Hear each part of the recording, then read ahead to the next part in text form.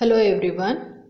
Today I am going to discuss about the topic Examination of Witnesses under Indian Evidence Act Part 2, that is from section 146 to 165.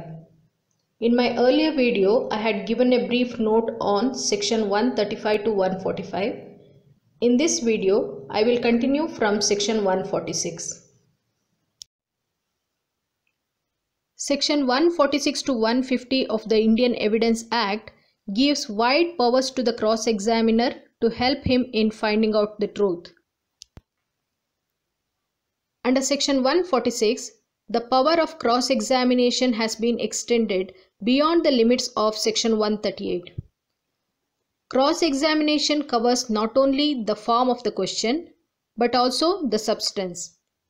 Normally, in cross-examination, a witness may be asked questions relating to relevant facts. But under this section, any additional questions may be asked, like to test the veracity of the witness, to discover who he is and what is his position in life, or to shake his credit. To test veracity means to ascertain honesty, integrity, and worthiness. A witness may always be subjected to a strict cross-examination as to test his accuracy, his understanding, his integrity, his biasness, and his means of judging. To discover who he is and what is his position in life. It means to ascertain his proper identity and the relationship of the witness with the party for whose favor he is called as witness and is giving evidence. To shake the credit of witness means to discredit him by affecting his character. That is, to expose him whether he is a respectable person in society or not, or whether he is a bad moral character. No question attacking a witness's honor should be put unless and until counsel by inquiry has satisfied that the damaging fact is well founded and he ought to bring it before the court. Section 146 provides an exception. That is, in a prosecution for rape or attempt to rape, it shall not be permissible to put question in the cross-examination of the prosecutrix as to her general immoral character. It means, in a prosecution for an offense of rape or attempt to commit rape, where the question of consent is an issue, it shall not be permissible to adduce evidence or to put question in the cross-examination of the victim as to the general immoral character or previous sexual experience of such victim with any person for proving such consent or the quality of consent. Section 147 provides when witness can be compelled to answer. If any question relates to a matter relevant to the suit or proceeding, the provision of Section 132 applies. According to Section 132, where a witness is questioned relevant to the matter in issue in any civil suit or criminal proceeding, he can be compelled to answer all questions and cannot be excused from answering any question on the ground that the answer might expose him to civil or criminal proceeding or may tend to his prejudice. The proviso, on the other hand, protects witness that if a witness is compelled to give answer, he shall not be liable for arrest or prosecution, nor the answer can be proved against him in any criminal proceeding. However, if the answer is false, the witness may be prosecuted for giving false evidence. Section 148 of the Indian Evidence Act gives wide discretionary power on courts to decide when question shall be asked and when witness can be compelled to answer. If any question relates to a matter not relevant to the suit or proceeding, but the question has been asked to affect the credit of the witness by injuring his character, the court shall decide whether or not the witness shall be compelled to answer it, and may warn the witness that he is not obliged to answer it. In exercising its discretion, the court shall have regard to the following considerations. That is, such questions are considered proper if they are of such a nature that the truth of the imputation conveyed by them would seriously affect the opinion of the court as to the credibility of the witness on the matter to which he testifies. Such questions are improper if the court finds that the matters are so remote or of such a character the truth does not affect the credibility of the witness or slightly affect. Such questions would not be allowed. When there is a great disproportion between the importance of the imputation and the importance of the evidence, such questions are improper and should not be allowed. Where it has been found that the questions are proper, the witness refuses to answer, then the court may draw inference the answer, if given, would be unfavorable to the witness.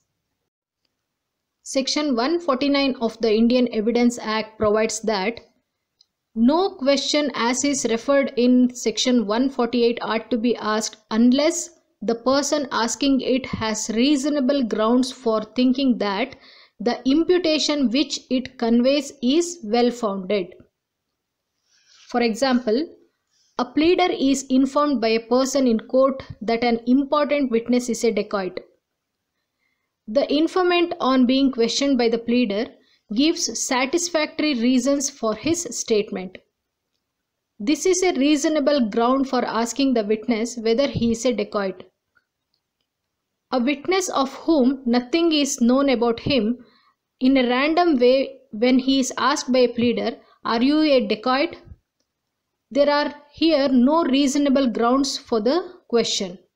Such questions cannot be allowed. Section 150 provides the procedure of court in case of question being asked without reasonable grounds. If the court is of the opinion that any such question asked was without reasonable grounds, it may, if it was asked by any barrister, pleader, vakil, or attorney, report the circumstances of the cases to the High Court or other authority to which such barrister, pleader, vakil, or attorney is subject in the exercise of his profession.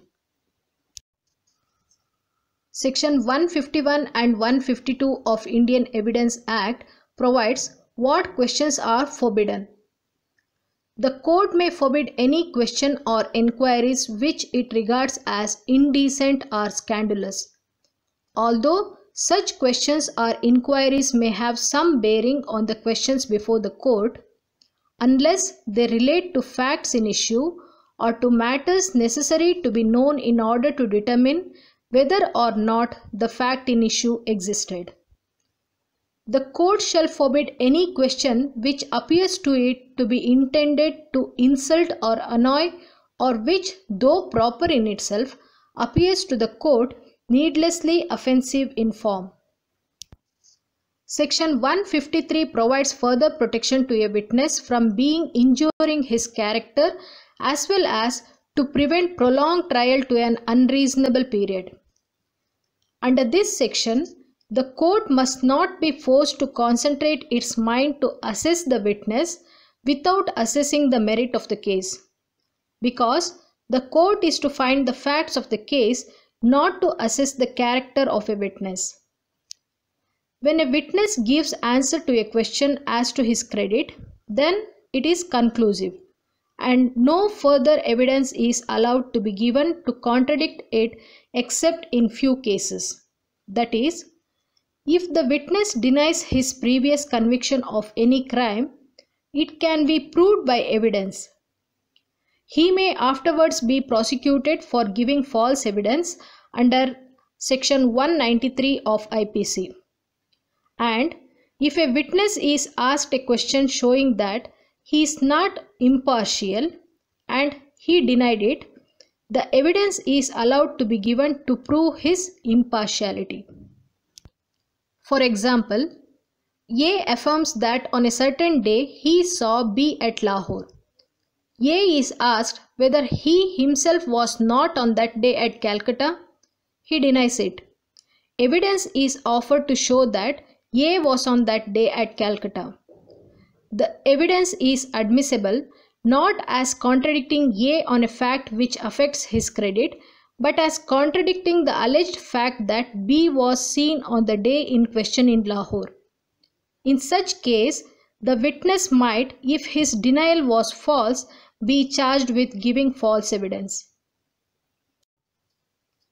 According to section 154, the court may in its discretion permit the person who calls a witness to put any question to him which might be put in cross-examination by the adverse party. Section 155 deals with the manners by which the credit of a witness may be impeached. Impeaching the credit of witness means exposing him before the court as what his real character is, so that the court may not trust him. Impeaching the credit of witness may be done either by the opposite party or with the permission of court by the party who called him. The credit of witness may be impeached by the evidence of person who testify that they from their knowledge of the witness believe him to be unworthy of credit, or by proof that the witness has been bribed or has accepted the offer of a bribe or has received any other corrupt inducement to give his evidence, or by proof of former statement inconsistent with any part of his evidence which is liable to be contradicted. For example, A sues B for the price of goods sold and delivered to B. C says that he delivered the goods to B. Evidence is offered to show that on a previous occasion he said that he had not delivered the goods to B. The evidence is admissible.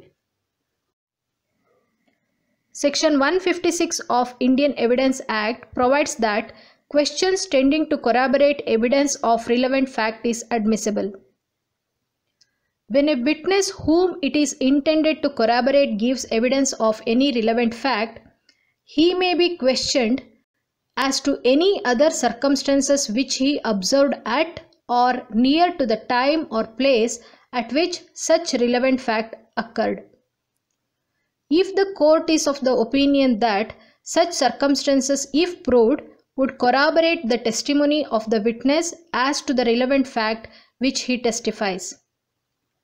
For example, A, an accomplice, gives an account of a robbery in which he took part. He describes various incidents unconnected with robbery which occurred on his way to and from the place where it was committed. Independent evidences of these facts may be given in order to corroborate his evidence as to the robbery itself. Section 157 provides that former statements of witness may be proved to corroborate later testimony as to the same fact.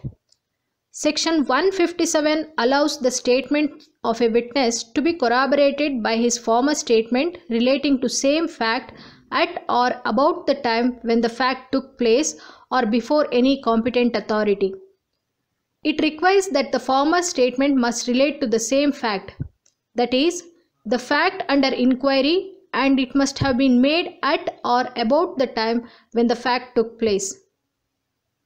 Two conditions have to be fulfilled if the previous testimony of witness is admitted for corroboration. That is, the statement must have been made at or about the time when the fact took place, and the statement must have been made before a competent authority. Thus, the section provides for admission of evidence given for the purpose not of proving directly a relevant fact, but of testing the truthfulness of the witness. The previous statement of particular witness can be used to corroborate only his evidence during trial and not evidence of other witness. Under section 158, when any statement of a person who is dead or cannot be found is relevant under section 32 or 33 and have been proved, then all matters may be proved either to corroborate or to contradict or to confirm the credit of the person whose statement was proved. but those matters can be proved only which might have been proved if that person might have been called as a witness and had denied upon cross-examination the truth of matters suggested. According to Section 159 of the Indian Evidence Act, a witness may, while under examination, refresh his memory by referring to any writing made by himself at the time of transaction concerning which he is questioned, or so soon afterwards that the court considers it likely that the transaction was at that time fresh in his memory. The witness may also refer to any such writing made by any other person and read by the witness within the time aforesaid, if when he read it, he knew it to be correct. Whenever a witness refreshes his memory by reference to any document, he may, with the permission of the court, refer to a copy of such document, provided that the court should be satisfied that there is sufficient reason for the non-production of the original. Under Section 159, a witness can recollect the facts relating to transaction only after reading the document what has been written. Section 160, on the other hand, provides for cases where the witness has no specific means of recollection of facts contained therein due to lapse of memory, but he is confident about the correctness of the document. After referring to the writing or signature, he is sure that the contents of the documents were correctly recorded in it. Under this section, a document may be used as the refresher of memory. For example, a bookkeeper may testify to facts recorded by him in books regularly kept in the course of his business, if he knows that the books were correctly kept, although he has forgotten the particular transaction entered. Section 161 provides that any writing referred to under the provision of the Section 159 and 160 must be produced and shown to the adverse party if he requires it. Such party may, if he pleases, cross-examine the witness thereupon. Section 162 of the Indian Evidence Act provides that when a witness is summoned by the court to produce any document, notwithstanding any objection, he is bound to produce the same provided the document in question is in his possession or power. If any objection is raised by the witness in respect of production of the document, the court shall decide it. For the purpose of determining its admissibility, the court may inspect the document except in cases of documents where privilege is claimed by the state. If the language of the document is not known to the court, it may order the document to be translated and direct the translator to keep the content secret unless the document is ordered to be given in evidence. If the translator fails to obey the order of the court, he may be made liable under Section 166 of IPC. Section 163 provides that where a party gives notice to the opposite party to produce a document which is produced and he inspected it, he is being bound to give it as evidence if the party producing the document requires to do so. Section 164 provides that when a party refuses to produce a document which he has notice to produce, he cannot afterwards use the document as evidence without the consent of the other party or the order of the court. For example, A sues B on an agreement and gives B notice to produce it. At the trial, A calls for the document and B refuses to produce it. A gives secondary evidence of its contents. Now, B seeks to produce the document itself to contradict the secondary evidence given by A, or in order to show that the agreement is not stamped. But he is not allowed to do so. Section 165 of the Indian Evidence Act has vested extensive power on judges in the interest of administration of justice.